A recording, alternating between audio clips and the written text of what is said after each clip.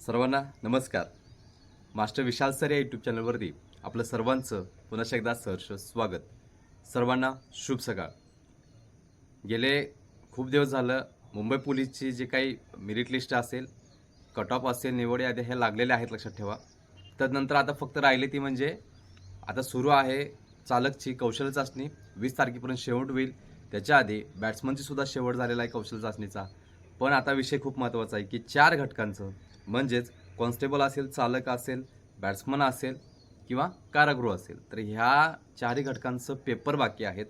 आणि ह्या लेखीसाठी मुलांमध्ये जे काही संभ्रम अवस्था तयार झाले की सर असं म्हणजे आम्हाला मार्क कमी येत आहेत, आम्ही आता टेस्ट सोडवत आहे, आम्हाला 40च मार्क पडत आहेत, आम्ही टेस्ट सोडवत आहोत, आम्हाला 75च मार्क पडत आहेत, आम्हाला 85 मार्क पडत आहेत, आम्हाला अजून पाहिजेत वगैरे वगैरे. काही मुलं घाबरून गेलेले आहेत पेपरला की कधी होणार वगैरे वगैरे. तर त्याच्यावरतीच आज विश्लेषण असणार आहे. विनंती करतोय व्हिडिओ शेवटपर्यंत बघून घ्यायचा आहे आणि व्हिडिओ आवडला तर 100% या चॅनलला सबस्क्राईब करायचं, एवढं लक्षात ठेवायचं. तर सुरुवात करूयात आपण. CP मुंबईची पोलीस भरती सुरू झाली. वेगवेगळ्या टप्प्यांवरती ती येऊन काही मुलांना त्रास पण दिलेला आहे, काही म्हणण्यापेक्षा मॅक्झिमम मुलांना त्रास दिलेला आहे. त्यानंतर नवीन पोलीस भरतीचं जे वारं होतं ते मध्ये 1-2-3 दिवसापूर्वी संपून गेलेलं आहे.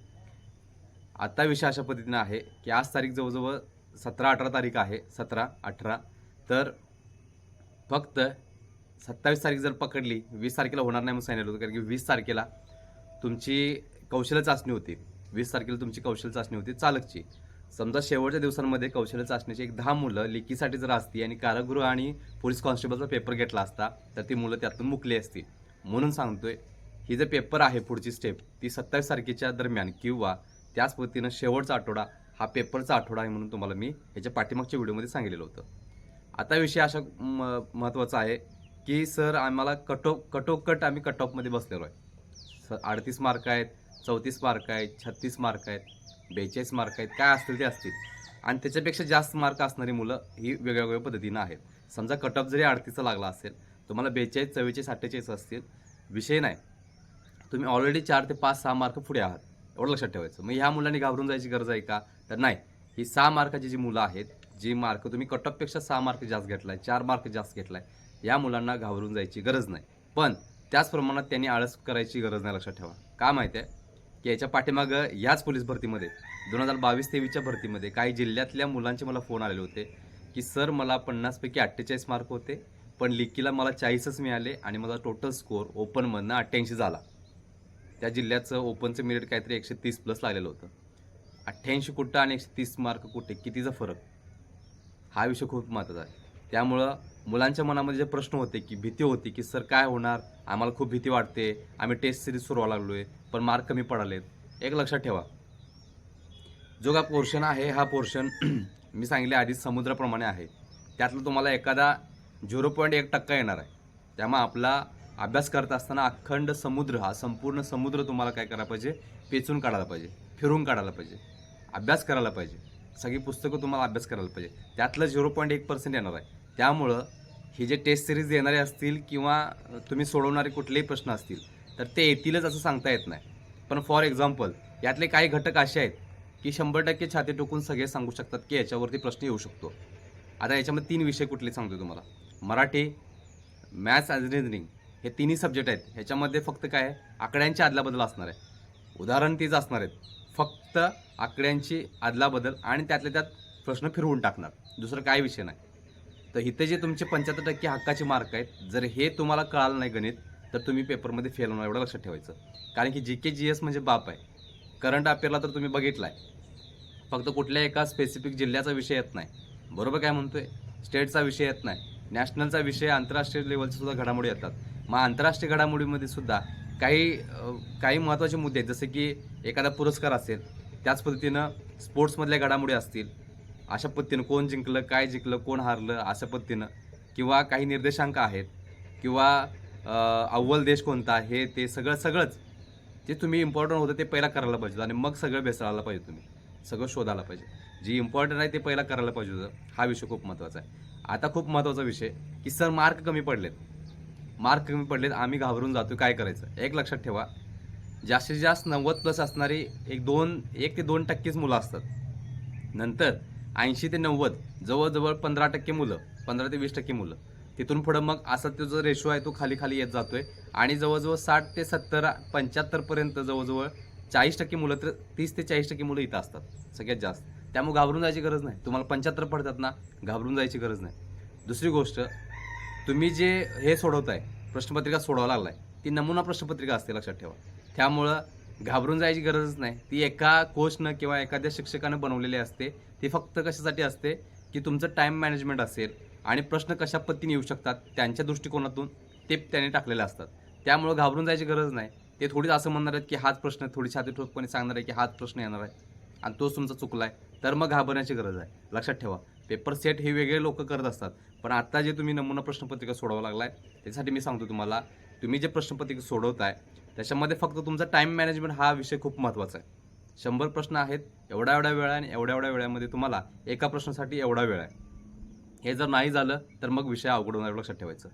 याच पोलीस भरती मागेचे काही उदाहरण मगाशी दिलं, आता पण एक देतोय की काही मुलांनी 100 पैकी 65 सोडवून आलेत की त्यांना माहीत नाही की निगेटिव्ह मार्किंग आहे की नाही आहे. पोलीस भरतीला निगेटिव्ह मार्किंग नाही याची नोंद घ्या. त्यामुळे घाबरून जायची गरज नाही आहे.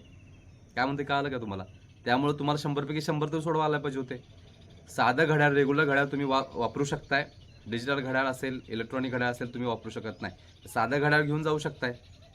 काय म्हणते, कळालं काय? शेवटची 5 मिनिटं ही तुक्का मारायला तर ठेवा. 65 पैकी उरलेली जी 35 प्रश्न असतील, ते 35 प्रश्नापैकी तुम्ही तुक्का मारा किंवा एलिमिनेशन मेथड वापरा. तिथं 4 3 2 1 अशा पद्धतीनं, आणि त्यातली समजा 35 पैकी 10 जर बरोबर आली किंवा 15 जर बरोबर आली, लक्षात ठेवा, तर मग तरीसुद्धा तुमचा स्कोर वाढणार. तुम्ही जर 65 मार्कचे 65 प्रश्न सोडवला आणि उरलेले 35 प्रश्न असेच सोडवून दिलात, काहीच केला नाही, समजा सोडवूनच दिला, म्हणजे न सोडवता सोडवून दिलेला आहे, तर मग काय होणार? 35 पैकी ते 35 मार्क गेलेच आणि 65 पैकी तुम्हाला किती पडणार? त्यातले 20 तरी चुकले तर राहिले किती? जवळजवळ 45 मार्क. 45 मार्क आणि तुमच्या इकडे 48 मार्क लेखीला 90-95 कोण विचारत आहे तुम्हाला? मग हे समजून घ्यायला पाहिजे तुम्हाला की बाबा कशा पद्धतीनं आहे. समजलं काय म्हणतोय? त्यामुळं हे जे नियोजन आहे की बाबा कशा पद्धतीने पेपर असतो, पेपरला मार्किंग सिस्टीम कशी आहे, निगेटिव्ह आहे का, आणि असेल तर कशा पद्धतीनं आहे, मग आपल्याला कसं पद्धतीनं सोडवायला पाहिजे, पहिला विषय कोणते हाताळायला पाहिजे, हा खूप महत्त्वाचा विषय आहे. काही ठिकाणी प्रश्न हे मिक्सिंग असतात. विद्यार्थ्यांचा वेळ जावावा, विद्यार्थ्यांमध्ये संभ्रम अवस्था तयार व्हावी म्हणून मिक्सिंग प्रश्न असतात. आता हे जे पेपर सेट करणार त्यांच्यावरती डिपेंडिंग असतं. हे मॅथ्समध्येच रिझनिंग असते, रिझनिंगमध्येच भूगोल असेल, भूगोलमध्येच चालू घडामोडी असतील, चालू घडामोडीच इतिहास असेल, इतिहासमध्येच विज्ञानाचे 1-2 प्रश्न असतील. म्हणजे हे ह्यातनं त्यात, त्यातनं ह्यात असं पद्धतीने हे प्रश्न सिस्टीम असेल तर तुम्ही गोंधळून जाणार. तर तुमचा जो स्ट्रॉंग सब्जेक्ट आहे, समजा तुमचं व्याकरण आहे, तर व्याकरणचे सगळे प्रश्न पटापट सोडवून टाका. सोडवल्यानंतर तिथंच टिक करा प्रश्नाला, प्रश्नपत्रिकेवरती. बाकी कुठेही टिक करायची गरज नाही. जर तुम्ही टिक केला नाही सोडवलेले तर तुम्हाला कळणार नाही की बाबा कुठला सोडवला आहे, कोणता नाही, आणि शेवटचे 10 मिनिटं तुमचे शोधण्यात जातील. बाबा हां, उत्तरपत्रिकेवरती बघा इकडं आहे, सोडवला काय, वेळ जाणार भरपूर. त्यामुळं ते प्रश्न सोडवला की त्याला डॉट करा त्या प्रश्नाला, तो सोडवलेला आहे. उर्वरित प्रश्नांना शेवटी वेळ देता येतो. समजलं काय म्हणतोय? मराठी ग्रामर सोडून झाल्यानंतर तुम्हाला मॅथ्स सोपा जातो तो मॅथ्स घ्या, रिजनिंग सोपा जातो रिजनिंग घ्या. म्हणजे जे सब्जेक्ट सोपे आहेत तिथं तुम्ही जावा. तिथं बरोबर आल्यानंतर शेवटी न येणारे सुद्धा प्रश्न तुम्ही आत्मविश्वासानं सोडवू शकताय. त्यामुळं एक सलग पेपर न सोडवता तुमचे जे महत्त्वाचे टॉपिक्स आहेत, तुम्हाला जे सोपे जातात ते पहिला हाताळा आणि तिथून मग तुम्ही अवघडकडे जायचं, लक्षात ठेवा. आणि शेवटी लयच अवघड आणि माहीतच नाही असे जे काही 15-20 प्रश्न असतील एकदम शेवटी 5 मिनिटामध्ये ठेवा. आणि तिथं तुम्ही एलिमिनेशन मेथड वापरायचं. 4 3 2 1 अशा पद्धतीने एलिमिनेशन मेथड वापरा आणि तुमच्या उत्तरापर्यंत तुम्ही पोहोचायचं आहे. त्या 15 पैकी 4 तर बरोबर येतील, 5 तर बरोबर येतील, ते सुद्धा तुम्हाला मदत करतील, लक्षात ठेवा. त्यामुळं मुलांचे जे प्रश्न होते की सर मला कमी मार्क आहेत, माझी निवड होईल का, असं तसं, मला खूप भीतीच वाटत आहे, मी फर्स्ट टाईम देत आहे, लक्षात ठेवा. फर्स्ट टाईम असू द्यात आणि लास्ट टाईम असू द्यात. लास्ट टाईम असणारे सुद्धा 4-4 वेळा वेटिंगमध्ये राहून असं आलेले असतात, लक्षात ठेवा. त्यामुळे कुठंतरी त्यांचा एखादा सब्जेक्ट वीक असतो, तोच ते मार्क देत असतात. त्याच्या ओव्हरऑल जे काही टार्गेट आहे किंवा ओव्हरऑल जे सिस्टीम कट ऑफ आहे, तिथं कट ऑफमधून बाहेर पडण्यासाठी तेच मार्क जे असतात, तेच जे करंट अफेअर आहे, तेच मुलांना भीती दाखवत असते किंवा तेच मार्क त्यांना मिळवून देत नसते, लक्षात ठेवा. आणि ते वारंवार तो सब्जेक्ट तो इग्नोर करत असतो आणि वारंवार तो प्रत्येक पेपरला तोच सब्जेक्ट त्याला मार्क देत असतो, लक्षात ठेवा. त्यामुळे त्यांना कळायला पाहिजे की बाबा आपला वीक पॉईंट कोणता आहे, आणि वीक पॉईंट असेल त्याला आपल्याला आतापासून फोकस करून आपल्याला काय करायला पाहिजे, पुढे टार्गेट करायला पाहिजे. समजलं? त्याच पद्धतीनं आता हे झालं 42-44 मार्क असतील तर कशा पद्धतीनं, 38 मार्क असतील तर कशा पद्धतीनं. समजा इकडे 38 मार्क आहेत, कट टू कट तुम्ही बसलाय कट ऑफमध्ये आणि एखादा 48 मार्कांचा मुलगा आहे, बरोबर. 38 आणि 48 10 मार्कांचा फरक आहे, 10 मार्कांचा फरक आहे. पण एक खूप महत्त्वाची गोष्ट, फिजिकल 50 मार्काचं, लेखी 100 मार्काचे, म्हणजे 50 मार्कांचा फरक आहे, तब्बल 50 मार्कांचा फरक आहे. समजा 48 मार्क असणाऱ्या मुलग्याला 50 मार्क पडले लेखीला, त्याचा स्कोर झाला किती विचार करा, 88 झाला, 98 झाला. 98 मार्क त्याला पडले आणि तुम्हाला इकडे 38 मार्क आहेत आणि तुमचा स्कोर 80 झाला. बघा कितीचा फरक पडतोय. जवळजवळ 20, 25, 30 मार्कांनी तुम्ही त्याच्या पुढे गेला. म्हणजे तुम्हाला आत्ताच सांगतोय की ज्यांना फिजिकलला मार्क कमी आहेत त्यांनी कोणताही न्यूनगंड मनामध्ये न बाळगता तुम्ही लेखीला टार्गेट करा आणि मॅक्झिमम पद्धतीने मार्क मिळवा, जेणेकरून जो 48 आहे त्याला 20 मार्कांनी मागं टाकता येईल, 25 मार्कांनी मागं टाकता येईल. ही जी स्किल आहे ही लेखीमध्ये आहे, लक्षात ठेवा. हे लेखीमध्ये आहे, लक्षात ठेवा म्हणून सांगतोय तुम्हाला.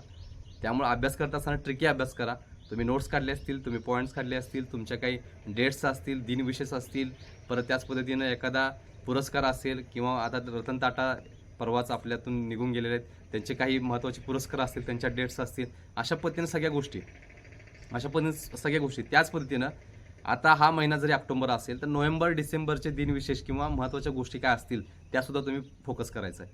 काही हे आहेत दिन असे आहेत की कोणता दिवस कोणत्या दिवशी साजरा केला जातोय, हा जो प्रश्न आहे तो पाठीमागला न विचारता येणाऱ्या पुढच्या 2 महिन्यांचा विचारायचा. अशा पद्धतीने नोव्हेंबर डिसेंबरचं, म्हणजे मुलं फसणार, पाठीमाग झाला की पुढे काय माहीत नाही. पण तुम्ही पाठीमागच्या सोबत पुढचे पण 2 महिन्याचे जर केला नोव्हेंबर डिसेंबरचे, तर 100% तुम्हाला 1-2 मार्क तिथे मिळू शकतो. अशा पद्धतीनं त्यामुळं अभ्यास करत असताना ट्रिकी अभ्यास करायचा आहे. कशा पद्धतीने पेपर येईल हा एक विषय खूप महत्त्वाचा आहे. आणि दुसरी गोष्ट, तुम्ही जे म्हणताय की सर मी अभ्यासिकेमध्ये सर मी XYZ ऑनलाईन पेपर सोडवलेला आहे, माझं तिथं 60च्या वर मार्क जातच नाहीत. लक्षात ठेवा, 60च्या वर न जाणार सुद्धा तिथं 80+ करू शकतोय. कारण प्रश्नांचं जे हे आहे पूर्ण प्रोसेस ही डिफरंट आहे, लक्षात ठेवा. त्यामुळं कशा पद्धतीने अभ्यास करायचा, काय करायचं, आणि प्रत्येक वेळी तुमच्याकडे आत्मविश्वास पाहिजे. बरे 60 मार्क पडू देत किंवा 62 मार्क पडू देत, ना 64 मार्क पडू देत, नाही तर 80 पडू देत, 85 पडू देत. आता समजा टेस्ट सिरीजला एखादं 90 पाडते, पण इकडे एखाद्या वेळी त्याला 60 पडले, तर तुम्ही काय म्हणणार, अरे बाबा त्याला कायम 90 पडत होते, आता तरी 60 मार्क पडले आणि मला इकडे 60 पडत होते, तिकडे मला 85 पडले, उलट मला बरं झालं 25 मार्क एक्स्ट्रा भेटले. काय म्हणते का आलं, तुम्ही कोणत्या लेवलला अभ्यास केला आणि आता पेपर कशा पद्धतीनं ना ह्याच्यावरती सुद्धा दोन्ही गोष्टी या अवलंबून असतात, याची नोंद घ्यायची आहे. समजलं काय म्हणतोय. त्यामुळं तुमच्या मनामध्ये जे वारंवार प्रश्न होते, सारखे प्रश्न आहेत ज्यांची लेखीला सिलेक्टेड झालेले त्या मुलांसाठी, आणि हा व्हिडिओसुद्धा जे सिलेक्टेड झालेले नाही त्या व्हिडिओसाठी किंवा त्या मुलांसाठी, ह्याच्या पुढची जी परीक्षा येईल त्या परीक्षेसाठी अतिशय महत्त्वाचा हा व्हिडिओ असणार, लक्षात ठेवा. तुम्ही फक्त भीती काढून टाका, प्रश्न कशा पद्धतीने येतील, काय येतील, जसं मागापासून 3 सब्जेक्ट सांगितलं त्याच्यावरती पहिला फोकस करा. त्यातलं मराठी ग्रामरला 1 ते 2च मार्क कमी व्हायला पाहिजे, चॅलेंज देऊन, लक्षात ठेवा. कारण की त्याचा ठराविक पोर्शन ठरलेला आहे, ठराविक उत्तर त्याचे ठरलेले आहेत. समजलं काय म्हणतोय. त्यामुळे तिथं मार्क जाता कामा नये. मॅथ्स रिझनिंगला फक्त उलटून फिलटून डिजिटल जे तुमचे आकडे आहेत ते आकडे चेंज केले असतात, बाकी काही नाही. फक्त फॉर्मॅट चेंज केला असतोय, बाकी सगळं सेम आहे. झालं. फक्त विषय अशा पद्धतीनं आहे 25-30%. करंट अफेअर असेल किंवा इतर जे JK GS किंवा बाकी ज्या गोष्टी आहेत त्याच्यामध्ये थोडासा प्रश्न अवघड जाणार, पण तुमच्या हक्काचे 75% मार्क आहेत, त्यापैकी 5% मायनस करून 70% मार्क, म्हणजे 100पैकी 70 मार्क हे इथं व्हायलाच पाहिजे. आणि 25 मार्क जे राहिलेले आहेत, जे 25% राहिलेले आहेत, त्यातले 15% जरी मार्क मिळाले तर 70 + 15 85 मार्क मिळायला काही हरकत नाही, लक्षात ठेवायचं. त्यामुळे तुमच्या मनामध्ये ज्या काही शंका होत्या, भीती होती, ती आपण घालवायचा प्रयत्न केलेला आहे. कोणीही आत्ताच्या करंट स्थितीवरती कोणीही स्वतःला काय म्हणतात जज करू नका, लक्षात ठेवा. फक्त टाईम मॅनेजमेंट, प्रश्न सोडवत राहा. ह्याच्या आधीसुद्धा ज्यावेळी पूर्ण जिल्ह्याच्या सगळ्या प्रश्नपत्रिका झालेल्या होत्या त्या वारंवार मी सांगत होतो तुम्हाला की बाबांनो ह्या 20-25 प्रश्नपत्रिका आहेत फुकटमध्ये, त्या तुम्ही सोडवा, कारण की त्या सेट केलेल्या असतात डिपार्टमेंटला, लक्षात ठेवा. त्यामुळं तुम्ही त्या सोडवायला पाहिजे होता. तुम्ही आता काय करताय, ज्या तुमच्या क्लास सिरीज असतील किंवा ऑनलाईन सिरीज असतील तिकडंच तुम्ही फोकस करताय. पण प्रत्येक जिल्ह्याचा प्रश्नपत्रिका ह्या का सोप्या नसतात, लक्षात ठेवा. या काय सोप्या नसतात. त्यामुळं तुम्हाला मी अगोदर सांगत होतो की 20 प्रश्नपत्रिका दिलेल्या आहेत, त्या 20 प्रश्नपत्रिका तुम्हाला सोडवायला गरज आहे. तुम्ही टाईम लावून सोडवा, जेणेकरून तुम्हाला त्याचा फायदा होईल भविष्यामध्ये. समजलं काय म्हणतोय. त्यामुळे ह्या गोष्टी परत सांगितलेल्या आहेत. तुम्ही परत ह्या गोष्टीवरती विचार करा, 2 वेळा व्हिडिओ पहा, नोट्स काढा या व्हिडिओच्या, आणि मग त्या पद्धतीने तुम्ही कार्य करायचं आहे. उर्वरित फक्त 9 ते 10 दिवस तुमच्याकडे आहेत, याची नोंद घ्यायची आहे. शेवटी व्हिडिओ आवडला असेल तर एक विनंती करतोय, मॅक्झिमम मुलांनी आपल्या चॅनलला लाईक, शेअर, सबस्क्राईब करायला विसरू नका. त्याच पद्धतीनं याच्या पुढचा व्हिडिओ जो आहे तो महत्त्वाचा म्हणजे ह्याच्यासाठी आहे की तुम्हाला लेखीला मार्क फिजिकलला मार्क किती आहेत आणि लेखीला मार्क किती घ्यायला पाहिजेत. ह्याचा एक व्हिडिओ आहे, त्याच्यावरती सुद्धा गेले 4-5 दिवस मी स्टडी करतोय आणि योग्य ती इन्फॉर्मेशन तुमच्यापर्यंत देण्याचा प्रयत्न करणार, लक्षात ठेवा. समजलं काय म्हणतोय. पण एक आज आणि उद्याचा दिवस फुल बिझी आहे. रत्नागिरीला डेरवन इथं आपली स्पर्धा आहे, त्यामुळे आपल्याला मुलं घेऊन जायची आहेत. तिथं कोण मुलं असतील त्या एरियामध्ये रत्नागिरीमध्ये आणि आपल्याला जर भेटणार असतील, लेखीच्या बाबतीत असेल, फिजिकलच्या बाबतीत असेल किंवा तुमचे काही प्रश्न असतील, 100% तिथे येऊन तुम्ही मला भेटू शकताय. तुम्ही मला टेलिग्रामवरती प्रायव्हेट मेसेज करून सांगू शकताय, मी तुम्हाला ॲड्रेस देईन, तिथे येऊन तुम्ही मला भेटू शकताय. अगदी फ्रीमध्ये मोफत मार्गदर्शन असणार आहे. कुणी या, बिंदास या, कधी पण या. ठीक आहे. आज उद्या 2 दिवसामध्ये तुम्ही येऊ शकताय, तर आम्ही तुम्हाला मार्गदर्शन करेन. ठीक आहे. सो चॅनलवर नवीन असाल, माहिती आवडली असेल तर एक विनंती करतोय की या व्हिडिओला लाईक करा, त्याचप्रमाणे शेअर पण करा आणि चॅनलवर नवीन असाल तर कळकळीची विनंती आहे सबस्क्राईब करा, जेणेकरून अशी सगळी इन्फॉर्मेशन तुम्हाला मोफत मिळेल. समजलं. सबस्क्राईब केलं तरच मोफत, लक्षात ठेवा. कारण नोटिफिकेशन येणार नाही, काय येणार नाही, सगळी माहिती तुमच्यापासून निघून जाते. ठीक आहे. सो लगेचच सबस्क्राईब करून घ्या. तुम्हाला सर्व विद्यार्थ्यांना शेवटच्या 9 दिवसात आहात एवढी मी तुम्हाला सूचना देतोय आणि मी इथंच थांबतोय. सर्वांना शुभेच्छा देऊन इथंच थांबतोय. धन्यवाद.